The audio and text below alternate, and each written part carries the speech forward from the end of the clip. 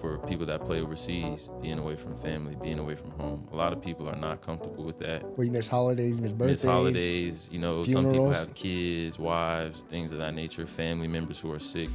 So that becomes a real big issue for a lot of people. What have you missed a big moment due to basketball? Like, you know, a family death or anything like that? Yeah. My mom passed away my sophomore year in college while I was away at school. So for me, that was something that, like,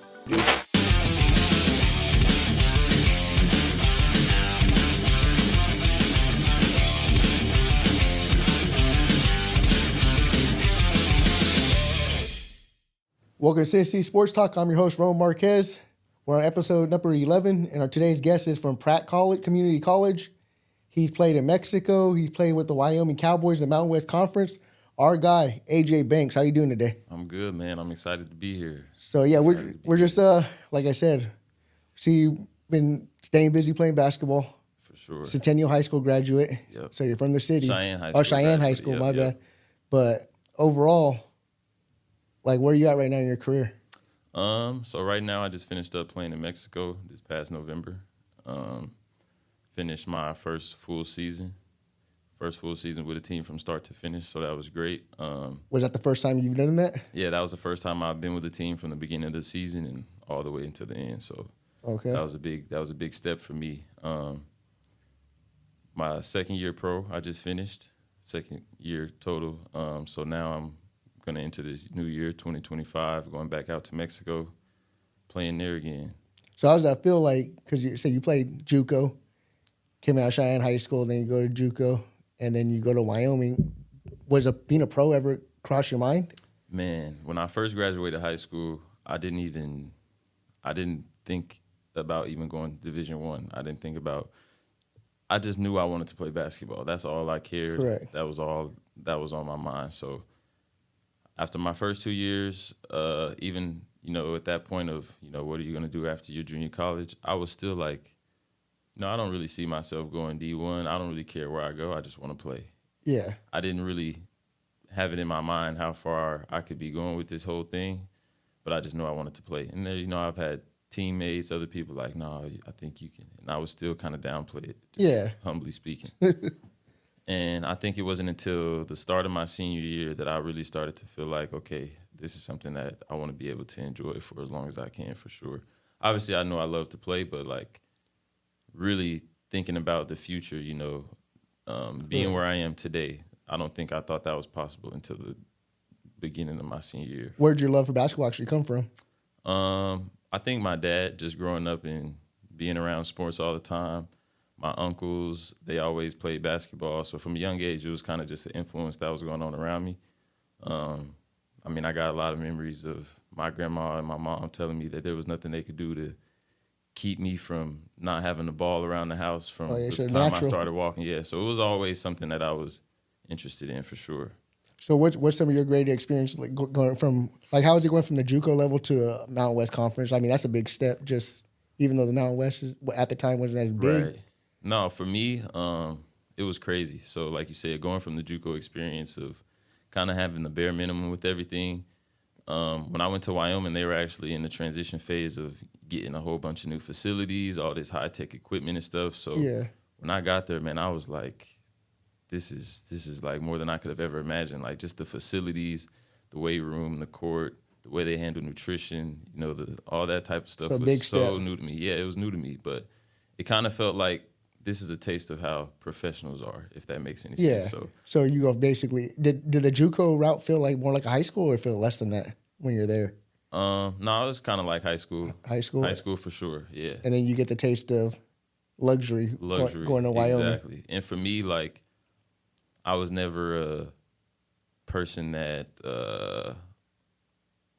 I would say, like, thought about seeing myself in these situations. So a lot of stuff that I was experiencing for the first time when I was at Wyoming is like, I never even thought half of this was possible. Like, I didn't think I could see myself in these situations. I didn't know this is how players get treated at these levels. I didn't know this is how, you know, you have to be disciplined. It was a lot of new things for me. Is a lot of that discipline vary on you, or is it more the program? No, you for sure. I think so. It's up to you to make those decisions. When I went to Wyoming, that's when it was like all of your discipline became like individualized for me because, you know, at the JUCO level, everyone has to be disciplined together, but it's kind of like if this person is doing this, it's for the team, or if this person happens, it's for the team. Yeah. Versus when you get to Wyoming, like a lot of things are a lot more personalized, and your discipline has to start from the time you wake up. You know, it's not just, oh, we play basketball, we got class, and then we're gonna go to practice later. It's like Correct. you got a lot of things from the time you wake up. You might have practice at 6 a.m. and then you might have to go to do some academic stuff. Like You gotta be things got a lot disciplined. more structured once I got to Wyoming, and I think that was the first time it was like that for me.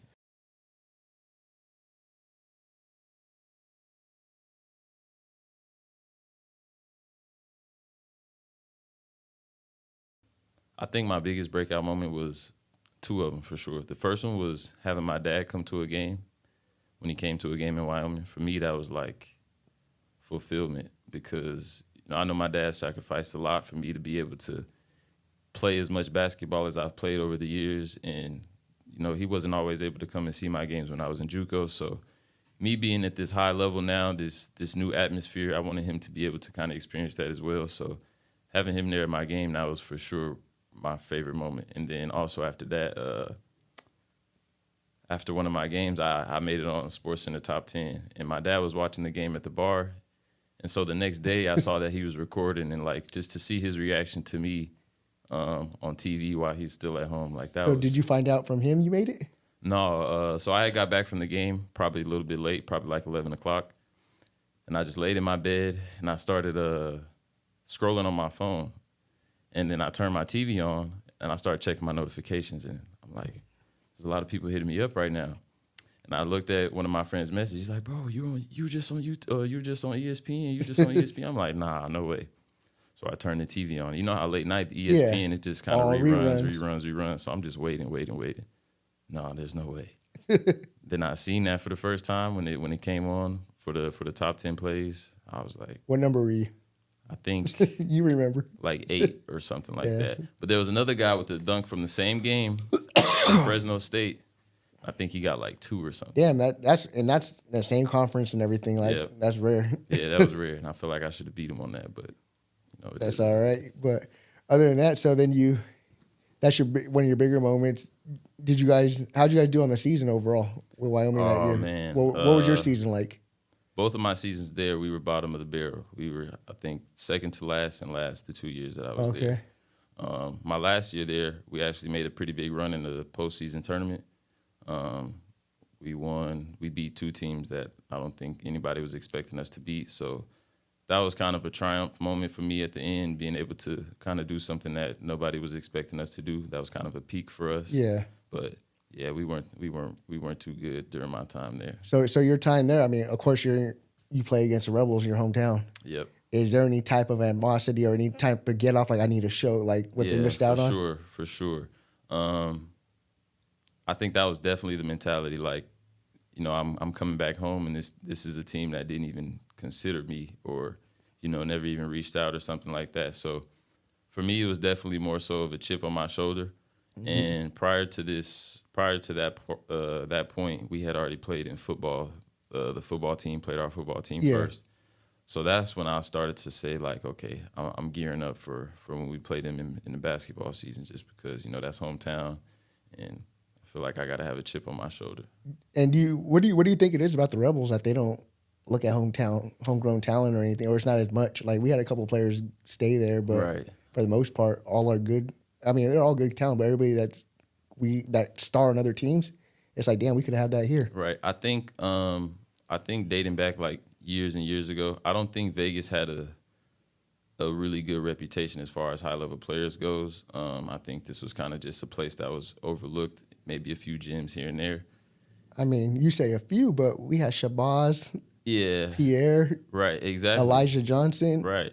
Like these are all dudes that were stars at other schools. Yeah, but I think kind of the identity that not so much West Coast, but you know, it's a different style of basketball compared to how you have in California, where these kids are starting to play with the shot clock at a younger age. Oh yeah. So I think that's one of the things that kind of changes the narrative when it comes to basketball here in Nevada. But I don't think there's a real answer, because ever since I was in high school and even up until this point, like you said, it's been a ton of players who have even gone on to do big things that just were overlooked by UNLV. So Yeah.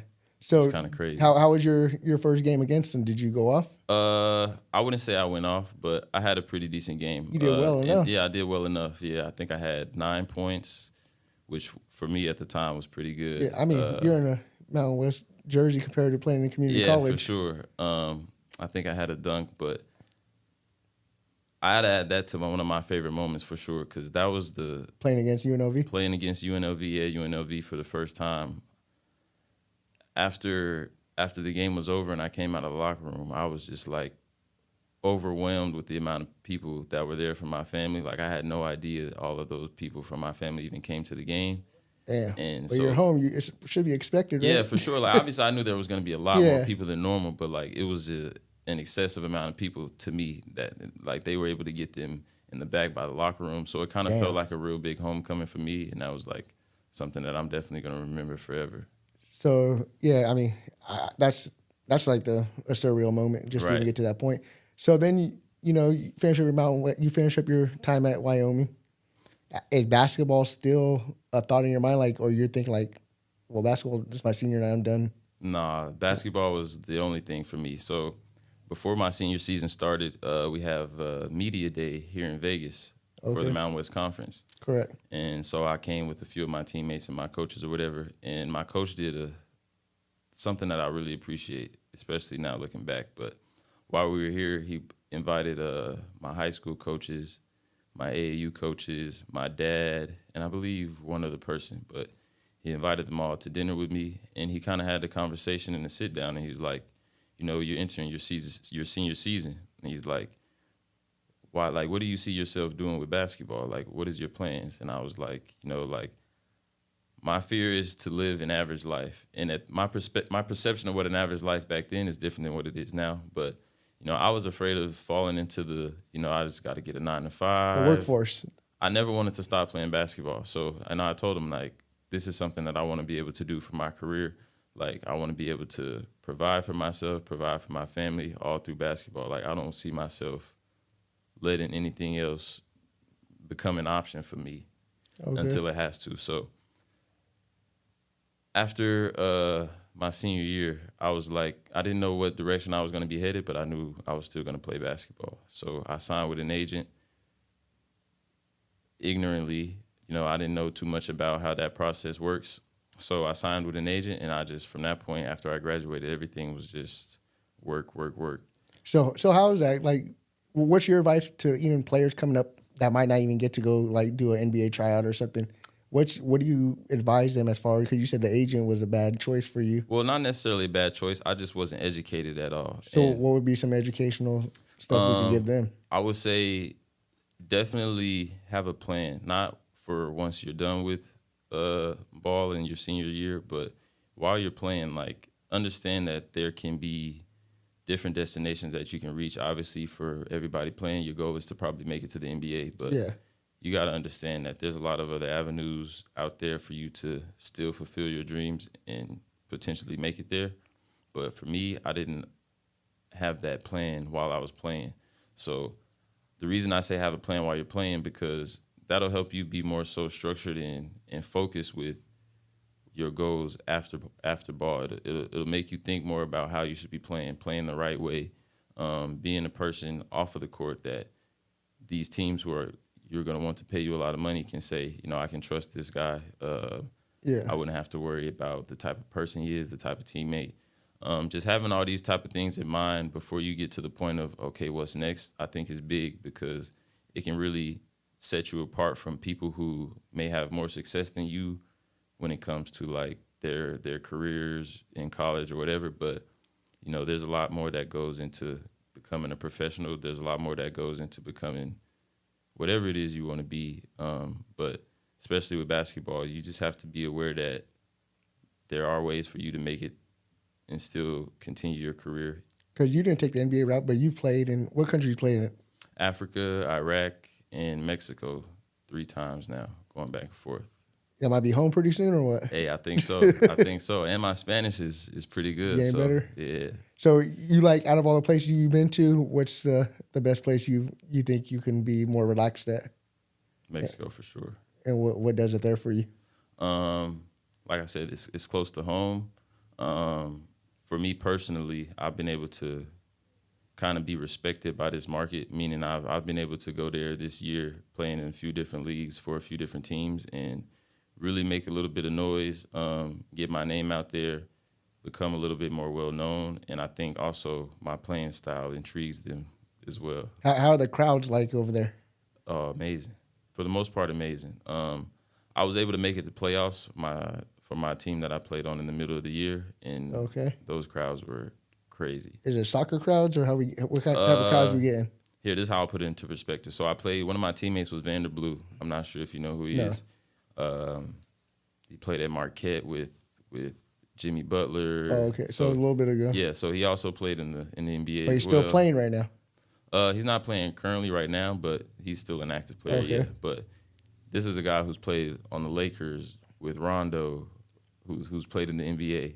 Damn. He compares some of these crowds to like some of the NBA games he's played, like as far as Are the the intensity, arenas that how big? loud. Yeah, they're full dome. Like some of them have full stadiums. Shoot. Obviously, not every arena is gonna be that big, but for the most part, all of the arenas are pretty big. Yeah. Dang. So you think like, what's your biggest? Have you had like a fan moment yet that you're like, this is awkward, or like have you had that fan experience yet with any of them? Yeah, yeah, for sure, for sure. You have some requests sometimes, like people just want you to sign random things or take random pictures, or even going to school sometimes and like just really seeing how the kids view you as like a superstar in the community. Like for me, those are moments that like you don't really get to enjoy them in the moment as much as you do looking back on it. Yeah. And when I was just there was an event that I was requested to go to, and they're like, "Oh, the kids want to see you. The kids want to see you." And I was like, "All right." So you're pretty Like, it well known sounds out good. there. Yeah. Overall. But even to me, it still doesn't feel real. So when I Yeah. show up and I'm starting to sign autographs, I see that there's a lot of kids there, of course.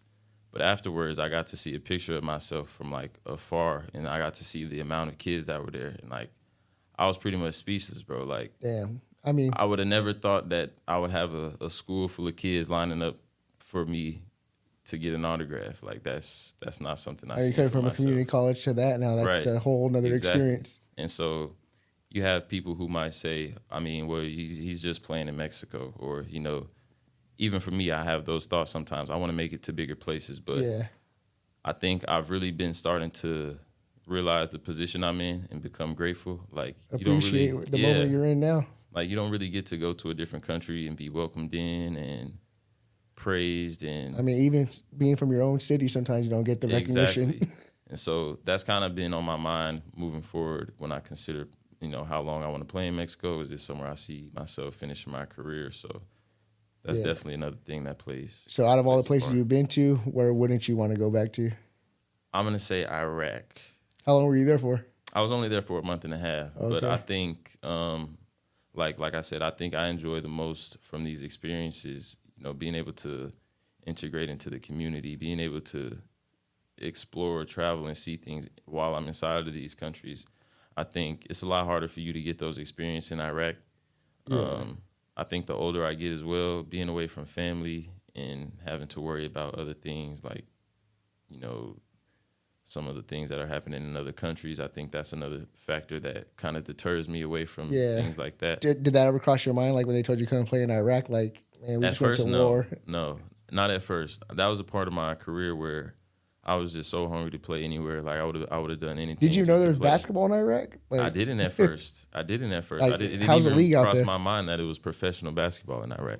Damn. The league is okay. You got kind of like a mix of experience on each team. So some teams have like, 17, 18-year-old rookies on their team who are, they just need to fill a roster, or they can't pay Yeah. some of these other guys, so they fill them in with them. You have a range of young guys to some very high-level players who've either played in the NBA or played in Euro League. There's a Correct. there's a little bit of a variety for sure. So because like I said, we've talked to other players too, and they, a lot of things with these playing overseas and stuff, sometimes not getting paid. Have you dealt with any of that? Yeah, I have. And luckily, Pierre and some of his friends, in those 2 years that I was home without playing, I got to kind of be around them and learn a bit about the business and life overseas and how it works. So prior to me going to my first season, that was some of the things that I was told to look out for. Like, you might go through situations of not getting paid. Yeah. And depending on how your contract is set up, there's stipulations to that. If they don't pay you after 14 days, then you can sit out of practice or you don't have to do anything. So damn. But then did I feel like, okay, if I do that, they might just send me home? exactly. And, So a I'm lot not of working. people are in the points of their career where, they may not want to jeopardize their opportunity to play. So they would, just let that kind of slip under the rug. Yeah. Maybe I'll get it next month. But for me, I learned early on that you have to kind of stand on what you believe in when it comes to you Stand on getting business. paid. Yeah, for sure. I mean, that's what you're there for, is to That's play. what you're there for. And, it's unfortunate for a lot of people because, you're away from your family. You're thousands and thousands of miles away. For some people, this is all they got. This is all Yeah. the support they have for themselves financially. Maybe they have family to support back home. So sometimes these situations are a lot more serious for other people than they are others just because, not everybody's blessed enough to be able to not have those worries about, where's my next week going to look like. So if that situation happens, like, you guys already have living accommodations, right? Like, Yeah. so you're already taken care of on that end? For the most part? For the most part, yeah. Usually there's always living accommodations. They got to take care of you with food and stuff like that. So for the most part, you're good. But then you have those special situations where maybe they're in the process of getting rid of a player, and Okay. they're gonna say, okay, we're waiting on money to send you home because we can't buy your ticket. So Damn. I've been with teammates where they've been stuck in the country for 3 or 4 weeks, and Over a couple $100 ticket? over Or probably 1,000, yeah, huh? depending on where you are. But they're stuck in these countries. They can't go home because they can't really get the ticket themselves. They don't know exactly when they're going to be leaving. Sometimes teams take away your meals because of depending on the situation. Like some people try to say you're breaching contract for misconduct or behavior, And they'll start feeding you. and there's a lot of stuff that happens. There's a million ways that you can run into trouble playing overseas. Damn. So so you think, like, getting to that part of it, like, that's a business side now. So are you, now that you go to these other countries or you, like, say another team's picking you up, are you more focusing on what's my contract negotiations? Yeah. Like, what do I get out of this? Or are they Yeah. guaranteed this? Exactly. So I'm at that point now where I think I pretty much know how it's all supposed to go. I know what I'm supposed to look for as far as what teams should be offering me or what they should be accommodating. And in the beginning of my career, I'm thankful to have the people that I did have around me because they were able to help me kind of avoid some of the problems that most people who are unaware go through. And now I'm at the point where I've played a season and negotiated a contract without an agent, like all on my own. And Damn, so I was blessed enough nobody for got a everything cut to out go. of that. No, nobody got a cut out of it. Yeah. I didn't have to deal with money being late. But it's business. You got to understand business for sure. And with some of these like owners and GMs and stuff like that, if you talk to them as if you can understand and articulate business, they'll kind of know like, okay, he knows what should be happening. We can't A lot get of him. people are in these situations and they don't even know what's right and what's wrong. A GM can be like, oh, well, we didn't pay you because of this. And if you're oblivious or you don't know what's actually supposed to happen, you just have no choice but to take their word for it. Just accept it for what it is. Right. So out of all these countries you travel to them now, what's your you ate anything you don't like, or is it something that you're like, oh yeah, I'm not trying that? Eating anything I don't like. Because you're like traveling now. So Cow tongue. Cow tongue. Cow tongue. Oh, that goes in tacos a lot in It Mexico. does, and I didn't know it at first. Brain Brain, is goat usually, goat. but some of that stuff you're just like it's foreign to you. Like you didn't really have to eat it out here. Exactly. I don't know. I think I try to eat pretty clean now. Oh, yeah. Like I'm kind of on that trajectory in my career where I'm understanding the importance of nutrition and stuff like that. So I think for the most part, I don't give myself opportunity to try too many things that Got I you. won't like or that I don't think is good for me. For example, like I don't really eat pork. I haven't said Yeah. I wouldn't say I could cut it out completely, but I try my best to not eat pork. And like you said, in some of these countries, that cuts out Yeah. a lot of the things that you would probably run into. That's different. Yeah. For the most part, I mean, I don't know. I can't think of nothing I would really eat like that neither. But Yeah, pork is, I guess I'm back and forth with it. yeah, for sure. It's hard to stay away from everything, man. So you're gonna sign with the Mexican? You already signed with the Mexican team right now in Mexico. What team is Yes. that? It's a team called Indios. They're in Juarez, Okay. Chihuahua, which is like super close to the border in El Paso. Okay. So you're next to the American Yeah, Embassy and all that. so even though this is my third or fourth time going back to Mexico, it's all going to be a new experience just based off of being in a different region. It's going to be the first time I'm close to the United States border, so I'll be able to go back and forth a lot, which will change my experience, of Or course. San Diego too. You'll be closer to San Diego. Yeah, it's a lot of possibilities. Has your family been out there to see you in some of these countries? No, not yet. My dad has his passport. He was gonna come see me in Mexico a few months ago, but things didn't go how we expected the season to go, so we didn't really have a playoffs. Correct. But I'm in the process of getting my brother and my sister their passports, so pretty soon the family will be coming. Get a to home see me. crowd. Yeah, for sure. So what's your next goal? Like, what are you inspiring to do after this? After basketball? After basketball, Yeah. Do you feel like? I mean, you're just starting your career, but do you feel like you have something set in place where if this ends next year, you might try to pursue something else?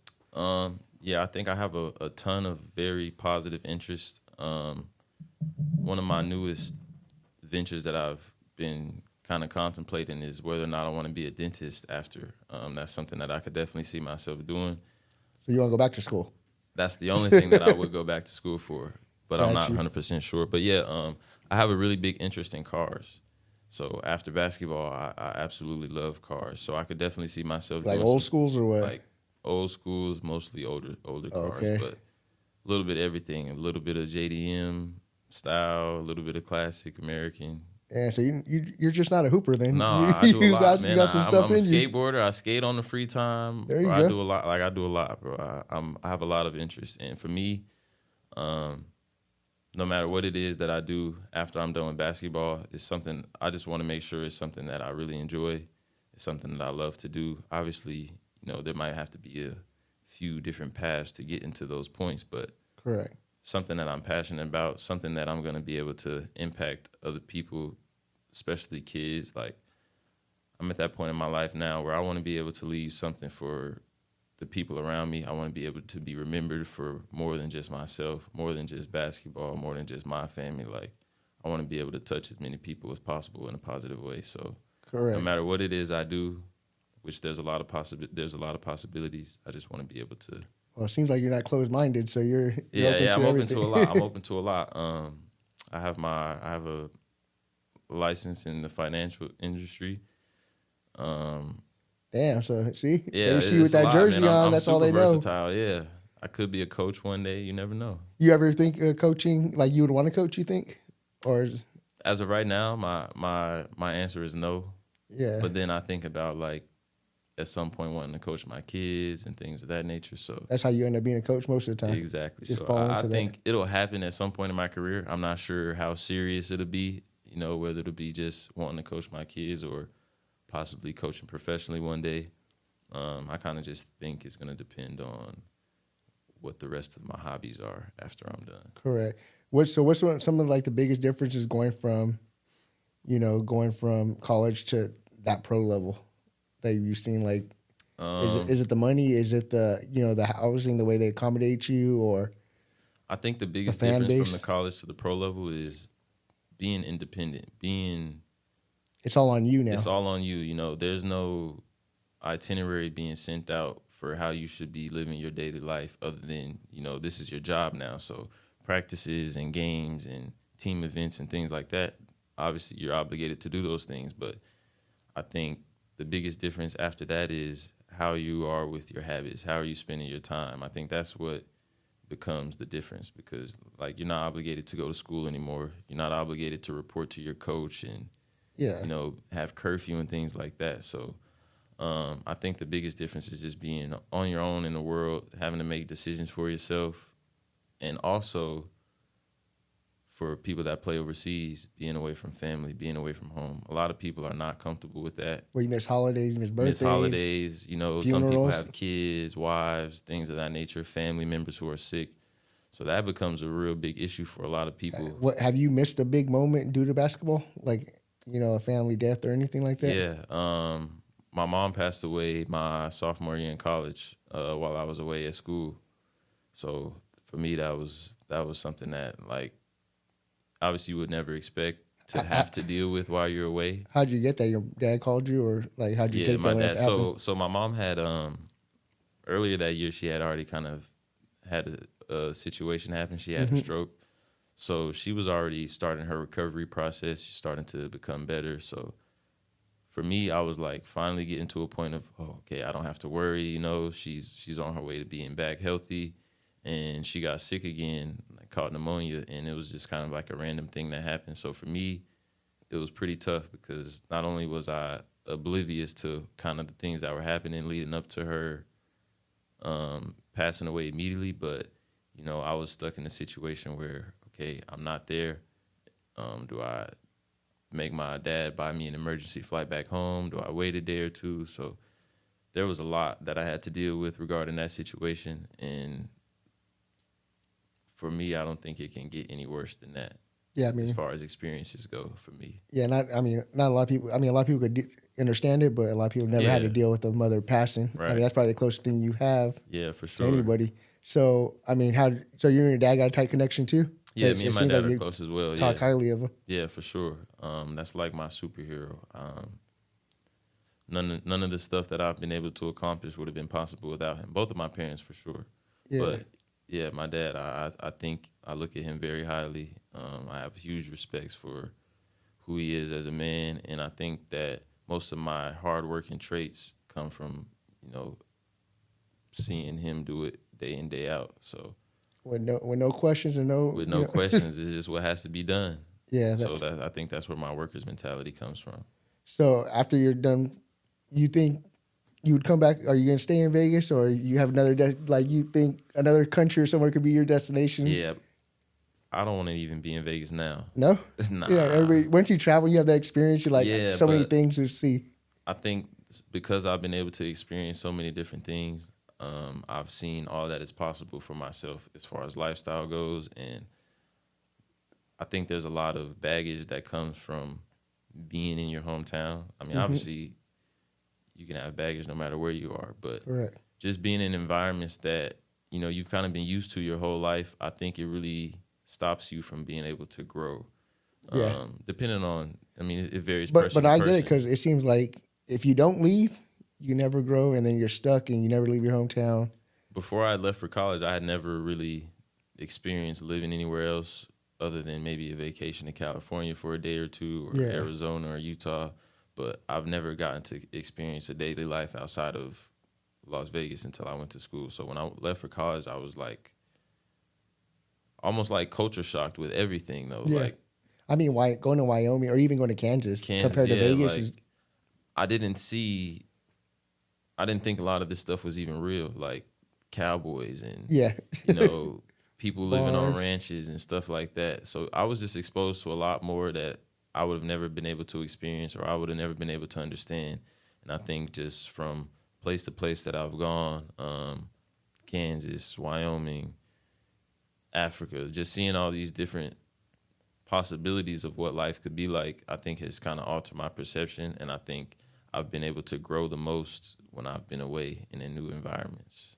Yeah. Do you ever get homesick, or you kind of Nah, you're content now? I don't think I get homesick anymore. I think more so I worry about my family. Like I get worried about, you know, how my family's doing, mentally, Yeah. physically, and just knowing I've already experienced the loss of my mom. I worry that, you know, so much time away, you never know what can happen back home. And you know, my career has always been me being away, me being away, me being away. So Yeah. it makes times like this, me being home now, like that much more special. And I think for me, the goal is to be able to retire and live with my family, as much of my family as possible. Make up for a lot of the lost time. Correct. And yeah, I think my family is the hardest part about being away. All right. Well, that concludes today's episode. I want to thank you for coming out. Like I said, you're one of the other bricks players to this city that keeps on growing with basketball culture, football, basketball, baseball, all that.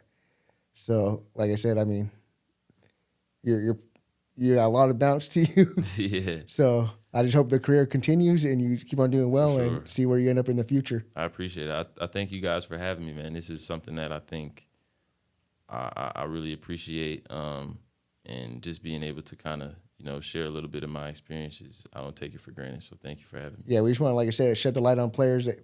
It's not just the NBA. It's not just the NFL. Like, right. You're continuing to play years after out of college. Mm-hmm. So that's why I said I just want to put that out there and just let people know there's more opportunity. You can still make a sure. bag out there. Don't ever sell yourself short. Definitely. Sure. So thank you for coming out. That concludes us.